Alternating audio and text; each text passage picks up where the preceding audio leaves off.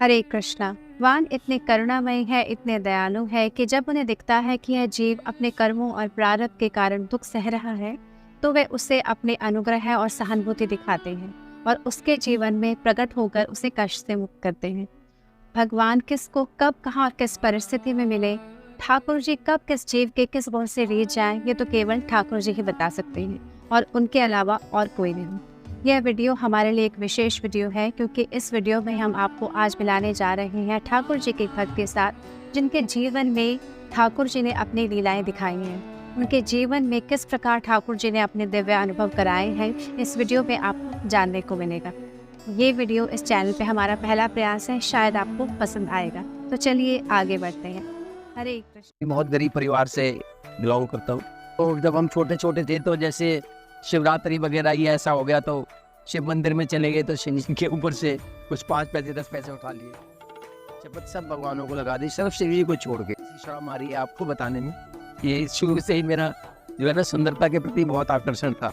शायद आप समझ रहे हो कि मुझे लड़कियां बहुत अच्छी लगा करती, बस सुंदर गुजरात नहीं आती है वहाँ। तो इस तरीके का मेरा पापमय जीवन था ये। मैं दर्शन।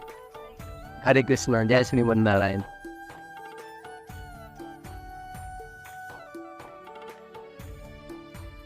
सबसे पहले तो मैं ये बात जो मेरे अनुभव में आई है जीवन में, सारे जीवन में, और कुछ संत महात्माओं के साथ भी मिलना जुलना हुआ, कुछ पढ़ा भी, तो वहाँ से मुझे 3 बातें विशेष पता लगी हैं कि भगवान का किसी के भी जीवन में आना सिर्फ और सिर्फ भगवान की कृपा पर निर्भर करता है, या किसी बहुत ही विरले भक्त या संत, या फिर ये जितने कि हमारे तीर्थ स्थल हैं उनका। तो उन तीनों में से मैं बहुत शॉर्ट में 3 उदाहरण देना चाहूँगा कि जैसे हम किसी भी भगवान की कृपा कैसे हो सकती है कि जैसे हम कभी भी किसी तीर्थ स्थल में जाते हैं, मन से या बेमन से, या कोई हमें साथ भी ले जाए, तो तब भी अगर हमारा मन एक क्षण के लिए भी उस दिव्य प्रभु के स्वरूप में लग जाए, मन से या बेमन से, इस बात की कोई वो नहीं कि आप मन से ही वहाँ पर जाएंगे। अगर आप सिर्फ गए भी और एक क्षण भर के लिए भी अगर आपका मन उसमें लगा, तो आपके हृदय में भक्ति का अंकुर जो है, बीज जो है, वो रोपण हो जाएगा। ये एक संत ने मुझे बताया था और मैंने पढ़ा भी है एक जगह पर। और दूसरा जो था, करपात्री जी महाराज बहुत बड़े वेरी वेल संत हमारे भाई भारतवर्ष में हुए हैं, तो उनके मुख से भी मैंने सुना है कि जैसे हमारे तीर्थ स्थल है, अगर मैं मथुरा वृंदावन की बात करूं, वृंदावन में अगर कोई सिर्फ एक रात वहाँ पर निवास करता है, तो उसके अंदर कृष्ण भक्ति का प्रेमांकुर रोपित हो जाएगा स्वयं अपने आप ही। उसमें बेशक वो मंदिर जाए या ना जाए, या कुछ करे या ना करे, उस तीर्थ स्थल का, उस भगवत धाम का इतना प्रभाव है कि वो उसके। और तीसरी बात जो है कि किसी संत की अगर कृपा हो जाए, जो सच्चे मायनों में संत है या सच्चे मायनों में बहुत बड़ा भक्त है, क्योंकि कहते कहते मुझे भावुकता आ जाए तो फिर कृपा करके क्षमा करना, क्योंकि जितने भी संत होते हैं और भक्त होते हैं, ये बड़े करुणा में ही होते हैं, इनका हृदय बड़ा करुणा से भरा होता है, तो और इनके पास दिव्य दृष्टि भी होती है।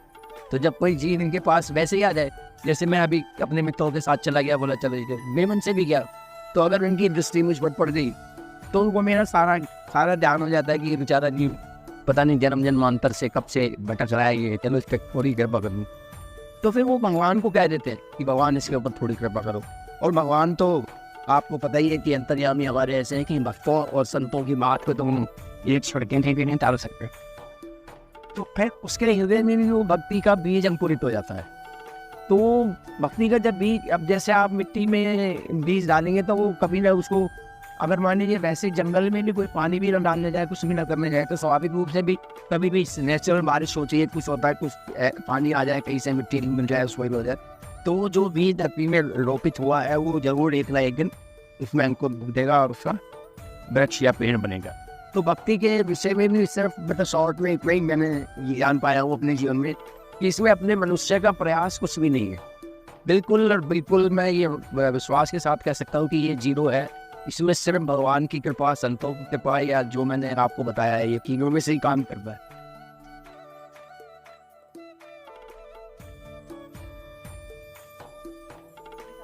मैं आपको बताता हूँ कि मैं अपने जीवन की बचपन से बताऊँगा, छोटेपन से ही, क्योंकि मैं एक बहुत गरीब परिवार से बिलोंग करता हूँ और हमारे पास पैसे वगैरह भी नहीं होते थे, कुछ नहीं होते थे। तो जब हम छोटे छोटे थे तो जैसे शिवरात्रि वगैरह ये ऐसा हो गया तो शिव मंदिर में चले गए तो शिव जी के ऊपर से कुछ 5 पैसे 10 पैसे उठा लिए, ऐसा काम भी कभी कर देते थे। तो मतलब भक्ति जीवन में कहीं से कहीं तक नहीं थी, दूर दूर तक नहीं थी। तो और बल्कि मेरे द्वारा एक अपराध भी हुआ काफ़ी बड़ा, जो मुझे अब महसूस होता है, लेकिन शायद वो अपराध नहीं था क्योंकि उस समय बहुत मासूमियत थी। मैं होऊंगा फिर से 6-7 साल का। तो हमारी घर में पिटाई बहुत होती थी। तो एक दिन मैंने अपने छोटे भाई को कहा कि यार हम ऐसे ही किसी मंदिर के आगे से जा रहे थे, छोटे से मंदिर से हमारे स्कूल के रास्ते में पड़ता था। तो मैंने कहा कि हमारी रोज़ पिटाई होती है, इनको भगवान को तो सब प्रसाद चढ़ाते पैसे चढ़ाते कोई देखता नहीं, चल आज जरा इनकी पिटाई करें। तो फिर मैं गया अंदर, मेरा भाई ने तो नहीं कुछ किया, लेकिन मैंने हल्की हल्की शपथ सब भगवानों को लगा दी, सिर्फ शिव जी को छोड़ के।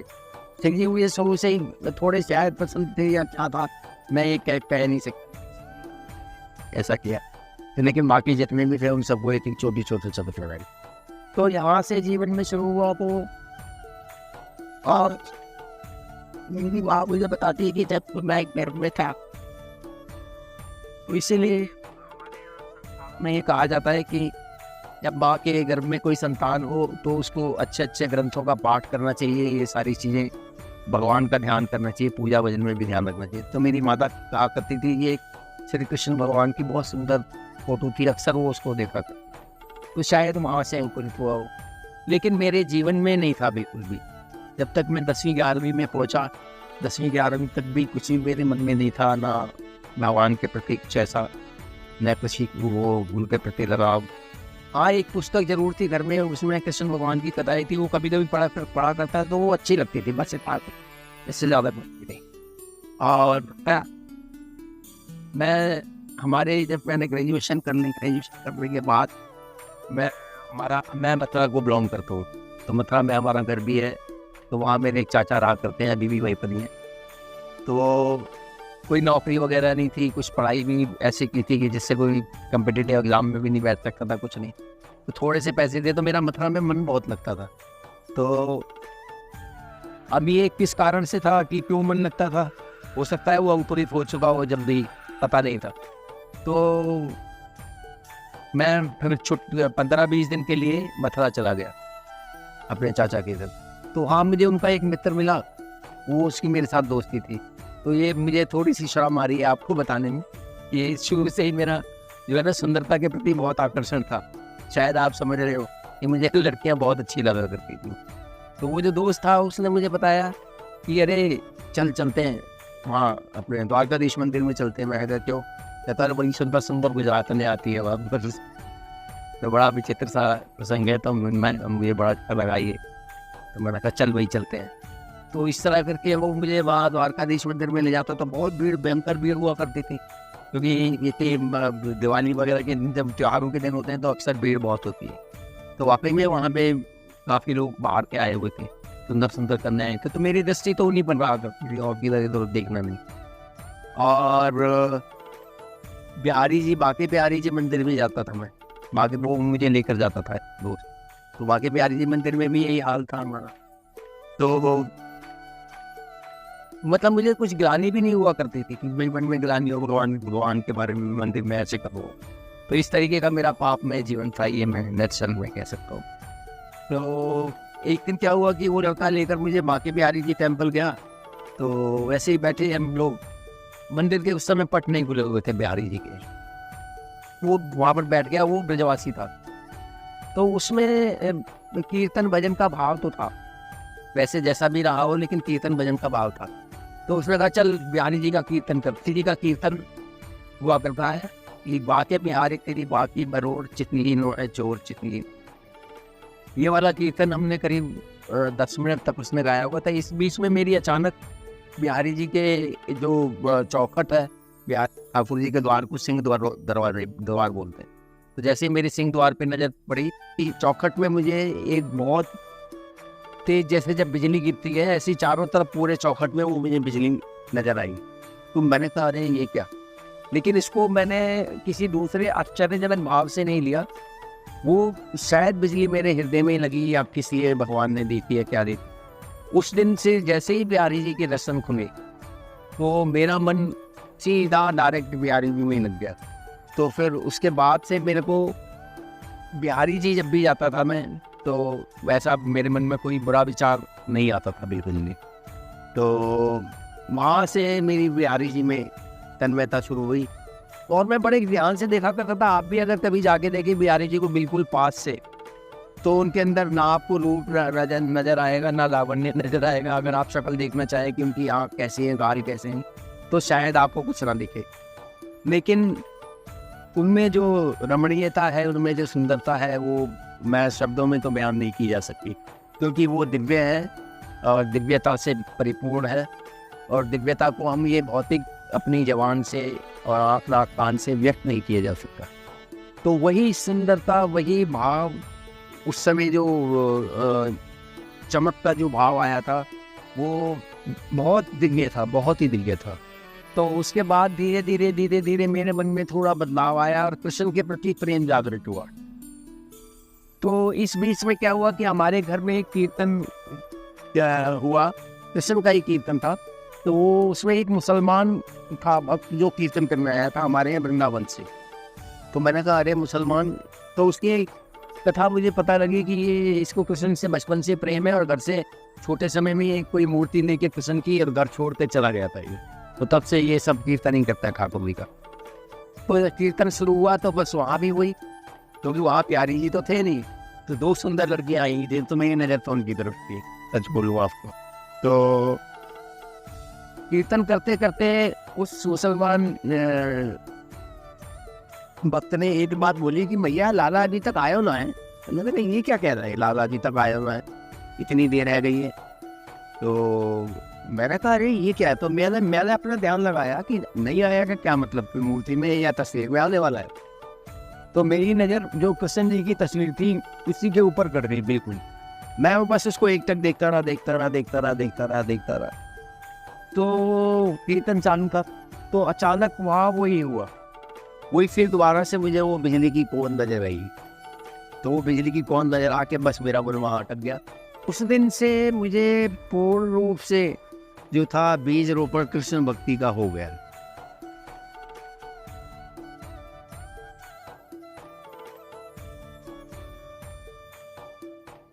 एक मेरे मित्र थे जिनके घर में अक्सर जाया करता था दिवाली में, वो मेरे ऑफिशियल मित्र थे।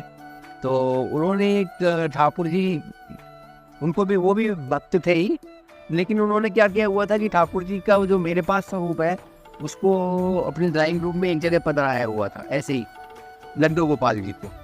तो और स्वरूप पधराया हुआ था, तो उनकी सेवा वगैरह भी नहीं करते थे, बस वो ऐसे ही वो पधराया हुआ था। और तब में उनके नेत्र वगैरह भी नहीं थे। तो लेकिन उनको उनसे प्रेम बहुत था। एक दिन अचानक मैं अगले साल जब गया उनके घर दिवाली वाले दिन, तो अचानक मैंने देखा तो वो ठाकुर जी वहाँ पर नहीं है। तो फिर मैंने कहा अरे वो आपके ठाकुर जी कहाँ गए। तो बोला अरे वो तो हमने हटा दिए अब यहाँ से, अब दूसरे बड़े सुंदर वाले लाए हुए थे। मैंने कहा अच्छा। तो मैंने कहा वो कहाँ गए। तो बोले कि वो हमने तुलसी के पेड़ में दबा दिए। तो मैंने कहा अरे कहाँ पर दबाए। तो उन्होंने अपने घर में वो तुलसी का वृक्ष दिखाया। तो तुलसी का वृक्ष दिखाया, तो तुलसी का वृक्ष जब बोला तो उसमें से वो ठाकुर निकले। तो मैंने कहा अरे इनको तो मैं ही ले जाता हूँ। तो कहते हैं ठीक है ले जा। तो बस ऐसे ही वो ठाकुर जी मेरे पास आ गए। फिर मैंने उनके वहाँ जाके नेत्र जी लगवाए, मथुरा से नेत्र जी देता आया उनके। तब से फिर उनकी सेवा शुरू की।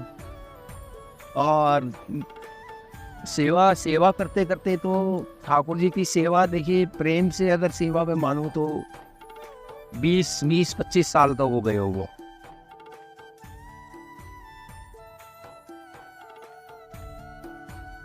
कि हम वाकई में परमात्मा के अंश हैं।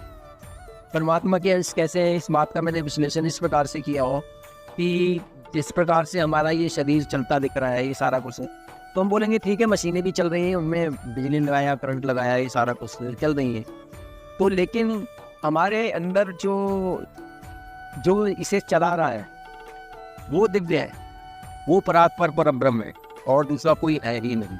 क्योंकि अगर ऐसा होता तो साइंस ने जितनी तरक्की की है इस हिसाब से एक आदमी को मरने के बाद भी वो मशीनों के द्वारा चला सकते थे, ऐसा मुझे महसूस होता है।